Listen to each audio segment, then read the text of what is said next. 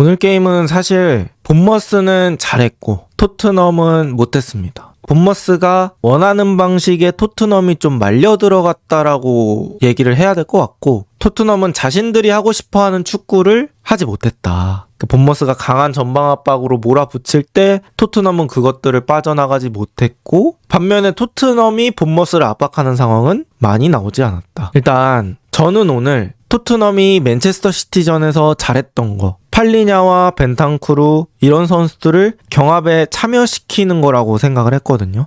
중원 경합에서 토트넘 선수들이 앞서가는 모습들이 있었는데, 오늘은 벤탄쿠르, 팔리냐가 이 토트넘 경합에 참여가 안 되는 그런 양상으로 진행이 됐다고 볼 수 있는데, 이제 본머스가 전방 압박을 되게 빡세게 했거든요. 그래서 이바니오송이 이 로메로 쪽이라든지 뭐 반더벤 쪽 한쪽 루트를 막으면서 이렇게 비카리오한테 접근을 합니다. 비카리오가 뭐 반더벤 줄 수도 있고, 내지는 비카리오가 롱킥을 할 수도 있어요. 어쨌든 이런 상황에서 이제 롱킥이 나가게 되면 이 히샬리송으로 공이 가거든요. 근데 히샬리송이 이런 상황에서 되게 쉽지 않은 상황이 발생합니다. 나는 등을 지고 있고 공은 공중볼로 오는 상태에서 세네시나 뭐 디아키테 같은 선수가 힘으로 밀면서 오거든요. 그러니까 내가 등을 진 상태에서 아무 컨택이 없어도 힘든 건데 뒤에서 꽝 하고 교통사고 당하는 것처럼 밀린단 말이죠.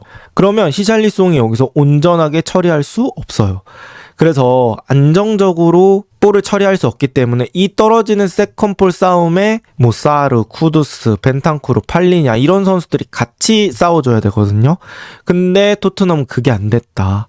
왜냐면 벤탄쿠르하고 팔리냐의 거리가 히샬리송과 너무 멀었기 때문에. 그럼 왜 멀어졌냐? 토트넘이 여기서 짧은 패스로 못 풀어나가다 보니까 벤탄쿠르, 팔리냐는 계속해서 공을 받으려고 내려올 수밖에 없죠. 이럴 때 사실 센터백이랑 붙어있는 이 히샬리송이 조금 이겨주면 좋은데 그런 것들이 안 됐고, 또 사르가 생각보다 히샬리송으로 접근하는 그런 것들이 좀 안 됐다고 볼 수 있을 것 같아요. 그래서 본머스가 이런 식으로 계속해서 전방 압박을 하니까 앞쪽에서 자꾸 공을 뺏기고, 토트넘은 또 여기서 공을 뺏기니까 수비를 해야 되는 상황들이 늘어나고, 그래서 사실 토트넘이 원하는 식으로 플레이를 못했습니다.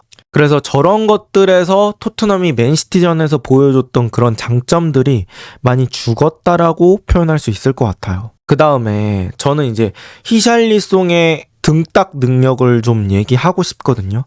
사실 히샬리송이 뭐 벌리전 득점하는 그 이후에는 또 등딱이 괜찮았었는데, 오늘 경기에서는 사실 본머스 센터백들한테 많이 밀렸습니다. 그러니까 제가 말한 건 공중볼이 아닌 땅볼로 히샬리송한테 전개했을 때예요. 그러니까 토트넘 선수들이 압박을 당했을 때 미드필더한테는 이미 본머스 선수들이 붙어 있다 보니까 히샬리송이 한 번에 내려오면서 센터백과 등지고 땅볼로 공을 받는 상황들이 있습니다. 사실 그런 거에서는 히샬리송이 버텨줘야 됩니다. 그래야 두 가지 이득이 나오거든요. 첫 번째, 센터백을 끌어낸다. 두 번째, 그 상태에서 토트넘이 공을 소유한다. 센터백을 끌어내니까 그 공간으로 뭐 쿠두스나 존슨 같은 선수들이 침투했을 때 시야 열린 뭐 벤탄쿠르나 팔리냐 같은 선수가 한 번에 공간 쪽으로 싸움 시켜주면 토트넘한테 좋은 그림이 나올 수 있거든요. 근데 히샬리송이 사실 땅볼로 줬을 때 그 경합에서 센터백들을 이겨내지 못했다. 이것들도 저는 오늘 토트넘이 본머스한테 눌린 그런 이유 중에 하나라고 생각합니다. 사실 이런 경기에서는 솔랑키 같은 선수가 더 적합했을 수 있어요. 근데 오늘 토트넘이 솔랑키는 명단 제외가 됐고, 그래서 어떻게 보면 센터포워드는 하나의 옵션만 가진 채로 게임을 했기 때문에 사실 뭐 토트넘 입장에서도 풀어가기가 쉽지 않았던, 사실 토트넘이 오늘 경기 좋은 모습을 보여줬으려면 토트넘이 이런 식으로 전방 압박으로 누르는 상황들이 많이 나왔어야 돼요. 그래야 상대가 이바니오송 쪽 보고 롱패스를 떨궈주면 여기서 떨어진 세컨볼을 벤탄쿠르나 팔리냐가 접근해주면서 싸움이 되는 구조가 되잖아요. 근데 오늘 토트넘이 전방 압박을 많이 하지 못했습니다. 그 이유는 공이 일단 하프라인을 넘어가야 토트넘이 전방 압박을 하는데, 토트넘이 이렇게 뒤쪽으로 몰린 상황에서 짤짤짤 패해가지고 넘어간 경우가 많지 않았어요. 뭐 거의 없다고 해도 무방하죠. 근데 이거는 저는 어떻게 보면 토트넘 미드필더에서 오는 조합적인 특성이라고 생각을 해요. 제가 맨시티전 언급하면서 벤탄쿠르, 팔리냐, 사르 이런 선수들은 싸움에 특화되어 있는 자원은 맞다. 하지만 이 선수들이 티키타카 짤짤짤 플레이는 좀 아쉬울 수 있다. 사실 벤탄쿠르 빼고는 뭐 팔리냐나 사르 엄청나게 공을 잘 차는 스타일은 아니잖아요. 그래서 이렇게 사이드 쪽에서 공 풀어나가는 것들이 쉽지 않았다 라고 얘기할 수 있을 것 같고, 특히나 또 존슨 같은 선수는 사실 그냥 장단점이 명확합니다. 골은 잘 넣어요. 골 잘 넣는데 골 이외의 과정에서는 존슨이 뭐 공 가진 상황이라든지 이런 압박 풀어나가는 데서 큰 도움이 안 된다는 게 어떻게 보면 토트넘 입장에서는 또 아쉬운 부분이 될 수 있어요. 손흥민이 있었을 때 이런 압박 빠져나갈 때 꽤 유용한 도구가 됐던 게 뭐냐면, 이렇게 공이 오면 손흥민은 등진 상태로 돌려치기라고 하죠. 이렇게 돌리잖아요. 띡, 그리고 안 잡고 바로 띡. 근데 존슨이 여기서 이 돌리는 게 좀 아쉬웠다. 그러니까 힘이 좀 부족했다고 표현을 해야겠죠. 그리고 냉정하게 존슨은 몸이 앞으로 돌아 있을 때도 패스 선택지라든지 패스 강도 이런 것들도 제대로 전달이 안 되면서, 사실 오늘 같은 게임에서 어떻게 보면 존슨 같은 선수의 한계점을 볼 수 있었던 경기가 아니었나 그렇게 생각을 합니다. 뭐 이런 부분들은 사실 오도베르가 나와도 크게 달라지는 부분은 없었기 때문에 시몬스한테 그래도 기대를 좀 해봐야 되는 부분이 아닐까 싶습니다. 그러니까 존슨은 사실 공을 뜨겁게 여겨줘야 돼요. 공을 뜨겁게 여긴다는 말이 무슨 말이냐면, 내가 발에 계속 공이 닿으면 뜨거우니까 그냥 빨리빨리 방출을 해주는 거죠. 공 주고 움직이고 이게 반복이 돼야 되는데, 존슨은 너무 공을 오래 가지려고 해요. 근데 존슨이 사실 장점을 보이는 부분은 공 없을 때 움직임 같은 것들인 거거든요.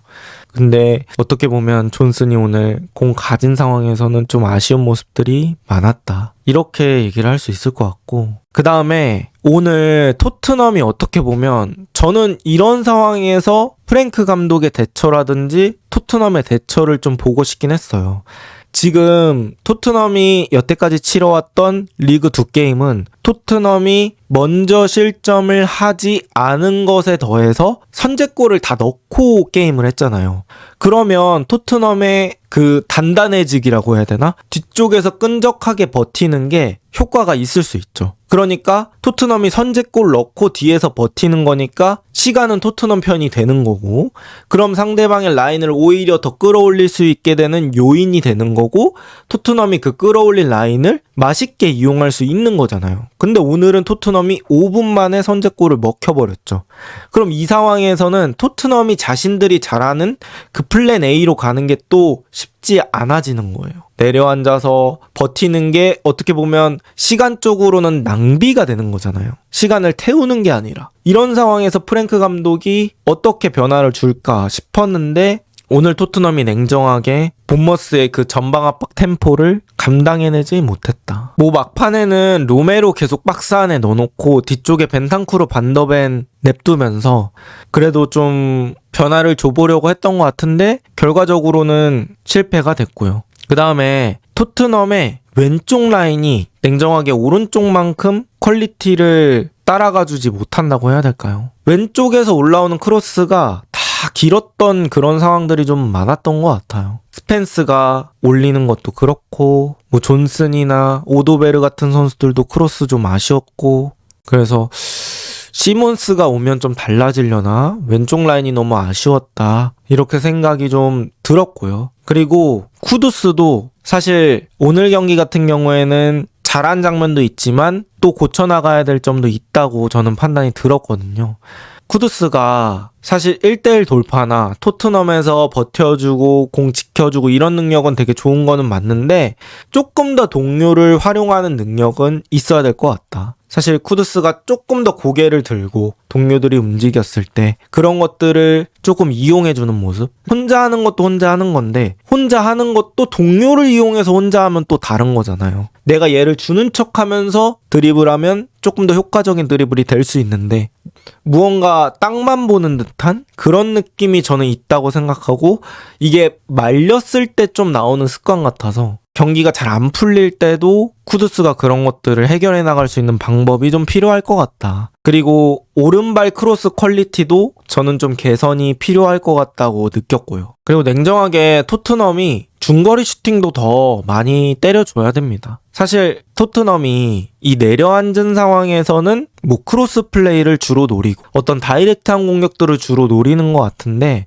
뭐 내려앉은 상황에서 상대 수비를 끌어내는 방법은 또 중거리가 있기 때문에 토트넘이 중거리도 조금 너무 안 차는 느낌이 있거든요. 그래서 중거리 같은 것들도 충분히 좀 활용을 해줘야지 상대가 나올 수 있기 때문에 어쨌든 토트넘이 지금 엄청 짧게 가는 축구는 아니라서 다이렉트한 축구를 할 거라면 그 다이렉트한 축구의 여러 가지 요소 중에 중거리도 있으니까 중거리 같은 것들도 좀 때려줬어야 되지 않나 라는 생각이 있고요. 그리고 저는 뭐 토트넘도 못한 거 맞고 본머스도 되게 잘했다고 생각을 해요. 네. 일단 본머스가 잘한 거는 자기 축구에 토트넘을 말려들게 한 거. 그러니까 토트넘 축구에 본머스가 대응을 한 게 아니고 너 내 축구에 너네가 대응을 해. 이런 느낌이죠. 토트넘이 맨시티전에서는 압박을 가하는 가해자였다면 이번에는 압박을 당하는 토트넘이 피해자 역할로 플레이를 했다고 해야 되나? 그리고 본머스가 정신없는 상황에서 토트넘보다 더 잘해요. 뭔 얘기냐면 서로 압박하고 막 세컨볼 떨어지고 이런 것들 있잖아. 그런 것들을 더 빨리 챙겨가지고 앞쪽으로 전개 패스하고 그 정신없는 상황에서 윙어들이나 공격수들이 받았을 때도 정신 차리고 슈팅을 더 잘한다고 해야 되나? 그러니까 어지러운 상황에서도 연습이 잘 돼 있는 그런 느낌이 들었어요. 아무래도 자신들이 이런 축구를 많이 하려고 하다 보니까. 네, 맞아요. 판단이 빠른 느낌이 좀 들었습니다. 그리고 본머스는 체력 미쳤어요. 지금 이게 시즌 초라서 그런 건지 모르겠는데 지금 본머스 선발 11명 마라톤 대회 참가시키면 진짜 1등부터 11등 할 것 같거든요. 그 정도로 거의 80분대가 돼서야 체력이 떨어지더라고요. 그 전까지는 뭐 체력을 미친 듯이 쓰더라도 계속 유지가 되는 걸 보고 아 진짜 강도 높은 체력 훈련이 들어갔구나. 이 선수들 자체가 체력이 되게 좋은 선수들로 구성이 되어 있구나. 뭐 이런 느낌이 들더라고요. 이게 사실 본머스도 어떻게 보면 체력이라는 자원을 소모해가지고 막 쏟아붓는 축구인데 여기서 이제 본머스가 위험해지는 상황은 저는 한 두 가지라고 봐요. 첫 번째, 자신들이 체력을 쏟아붓다가 이제 한계에 부딪혀서 후반에 간격 벌어지면서 뭐 전반 0분부터 70분까지는 되게 게임 잘하다가 70분 이후에 체력 떨어지는 시점에 막 두세 골 먹어가지고 게임 자체는 지는 거. 그리고 두 번째는 이제 본머스의 압박을 상대팀이 그냥 테크닉으로 풀어내가지고 여러 번 역습을 가는 거죠. 그럼 본머스는 어떻게 됩니까? 앞쪽에 선수들이 체력 막 썼다가 다시 몸을 뒤집어서 수비적인 리커버리를 해야 되잖아요. 그럼 체력이 2배로 빠지는 거죠. 쭉쭉 빠지는 건데 토트넘이 그 두 번째에서 대응을 너무 못했다. 그러니까 토트넘도 어느 정도 본머스의 압박을 풀어주고 마무리까지 가주는 모습들이 있어야 되는데 토트넘이 오늘 그런 것들이 아쉬웠어요.